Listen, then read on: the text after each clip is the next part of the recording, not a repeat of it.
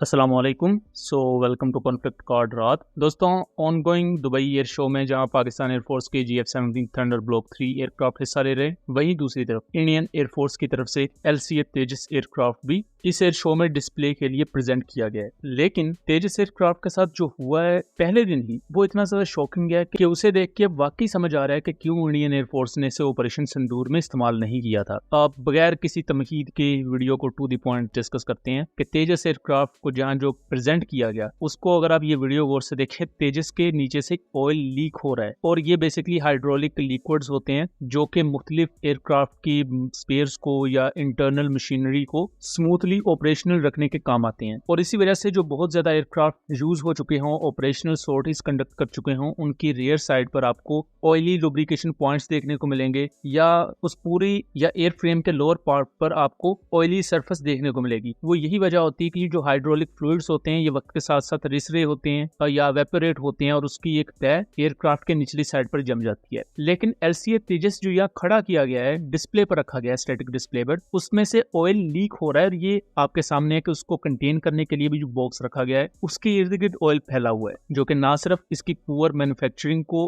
Represent कर रहा है बल्कि उसके साथ साथ हिंदुस्तान एरोनॉटिकल लिमिटेड और इंडियन एयरफोर्स के पास जब एयरक्राफ्ट आया तो उनकी हैंडलिंग कितनी ज्यादा बुरी है कि एक एयरक्राफ्ट में हाइड्रोलिक फ्लूइड्स लीक हो रहे हैं। और यही वजह है कि इंडियन एयरफोर्स के एयरक्राफ्ट, ट्रेनर्स, ट्रांसपोर्ट एयरक्राफ्ट आए दिन क्रैश भी होते रहते हैं, बिकॉज ना तो उन्हें सही तरीके से मेंटेन किया जाता है और जब इतनी ज्यादा हाई वैल्यू टेक्नोलॉजी को आप यूज कर रहे हैं और उसकी मेंटेनेंस सही नहीं हो रही और उसमें से हाइड्रोलिक लिक्विड्स लीक हो रहे हैं तो उसकी वजह से इसमें किसी भी वक्त किसी भी किस्म का ऑपरेशनल फेलियर बन सकता है। और ऐसे ऑपरेशनल फेलियर्स हम माजी में भी देख चुके हैं।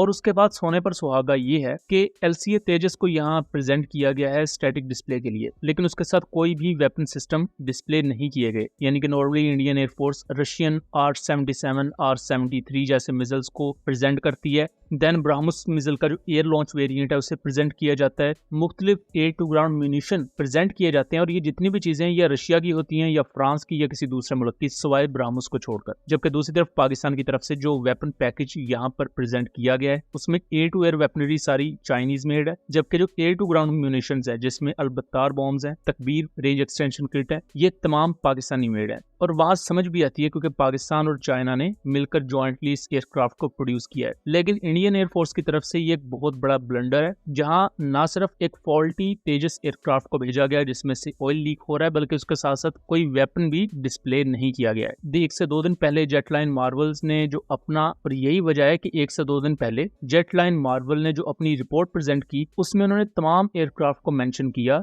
चाहे वो दुनिया के किसी भी कंट्री की तरफ से लाए जा रहे थे। लेकिन इंडिया की तरफ से प्रेजेंट किए जाने वाले LCA तेजस को उन्होंने अपनी ऑफिशियल रिपोर्ट में मेंशन भी नहीं किया, जो कि पूरी दुनिया का एटीट्यूड आपको ज़ाहिरी बातें दिखा देता है कि पूरी दुनिया में इस एयरक्राफ्ट को वर्दी नहीं समझा जाता। और उसको वर्दी इस वजह से भी नहीं समझा जाता क्योंकि इंडियन एयरफोर्स भी इसे ना उस सही तरीके से ऑपरेशनल रखती है और ना ही किसी ऑपरेशन में अभी तक इसे यूज किया गया है। दोस्तों, ये था एक एनालिसिस। उम्मीद करता हूँ चीज़ें क्लियर रही होंगी। वीडियो पसंद आई हो तो इसे ज़्यादा से ज़्यादा शेयर कीजिएगा ताकि इस तरह की मज़ीद इन्फॉर्मेटिव वीडियोस हम आपके लिए लेकर आ सकें। मिलेंगे अगली वीडियो में, तब तक के लिए अल्लाह हाफिज़।